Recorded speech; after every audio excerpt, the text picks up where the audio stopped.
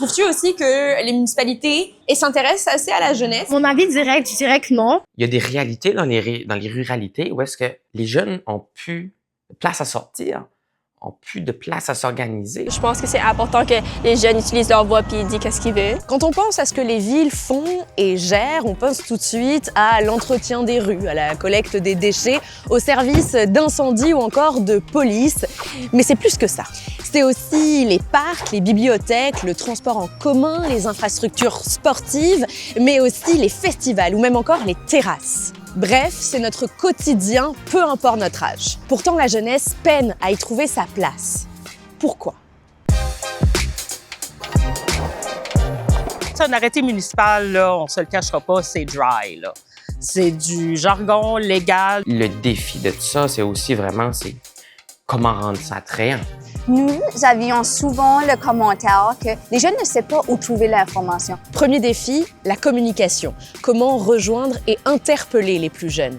À Dieppe, l'équipe des communications est allée chercher ce public là où il se trouve, sur TikTok. Le 11 mai prochain, c'est les élections municipales partout au Nouveau-Brunswick. Puis si tu penses que voter, c'est compliqué, pas en tout. Moi, je commençais à travailler pour la municipalité, je savais pas qui était le maire. J'avais aucune visibilité sur les initiatives de la ville. D'avoir un gars comme Samuel qui te l'explique bien simplement, regarde, tu veux une fire pit dans ta cour, voici comment tu le fais, 1 mètre, on met une photo. Moi, je porte mon hoodie, puis j'ai mon petit micro dans la main, puis je vous parle comme si je parlais avec un ami, puis pas comme si je donne une rencontre avec des directeurs de toutes sortes de départements municipaux. Autre constat qui vient rapidement, c'est le manque d'infrastructures et d'activités destinées à la jeunesse, ou le sentiment que ce qui existe déjà, ça ne correspond pas toujours à leurs besoins. L'exemple, puis je vais mentionner la péninsule là-dedans, la génération à mes parents qui voulaient faire une activité le vendredi soir, là, ils avaient plein d'options. Là. Il y avait des clubs, il y avait des choses, mais ces choses-là ont été délaissées. Comme par exemple, il y a des nouveaux terrains de pickleball qui viennent de se faire installer. La population qui les utilise le plus, on va dire que c'est pas les jeunes. C'est dur de trouver des activités qui sont représentatives de qu'est-ce que nous, on veut. Puis généralement, autour de toi, qu'est-ce que tu entends justement que les jeunes ils veulent? Je pense plus de place à comme hang out, comme ça aiderait beaucoup s'il y aurait plus d'événements, peut-être avec la communauté, comme par exemple le festival de jeunesse, c'est incroyable, mais il y a seulement 100 places, peut-être moins, genre 15 par école, c'est pas tous les jeunes qui peuvent expérimenter ça. Il faudrait trouver une façon que ça soit axé sur ce que les jeunes veulent vraiment, puis qu'il y ait vraiment une consultation derrière ça. Mais alors, comment on s'assure de donner une voix à la jeunesse au sein des municipalités?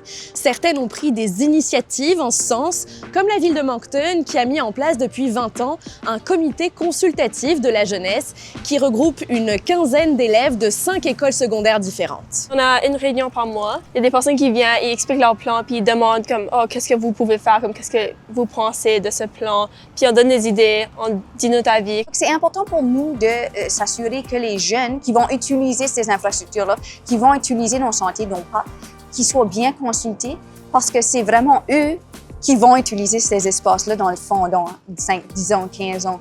Mais pour que les jeunes s'approprient vraiment leur ville, plusieurs sont d'avis qu'il faut aller au-delà des consultations, au-delà des communications, qu'ils soient vraiment mis au cœur des décisions.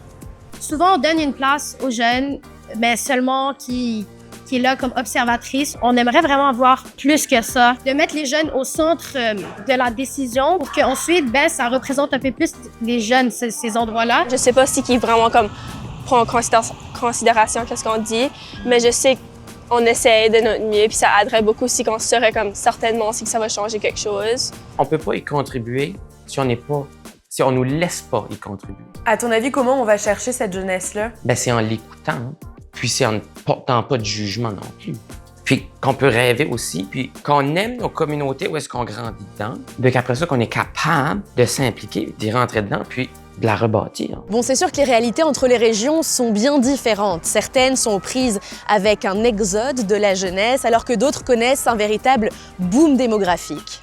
Mais loin du cliché que la jeunesse ne s'intéresse pas ou peu au monde municipal, ce qu'on entend des jeunes, c'est qu'ils cherchent parfois juste à se faire entendre pour que leur municipalité leur ressemble un petit peu plus.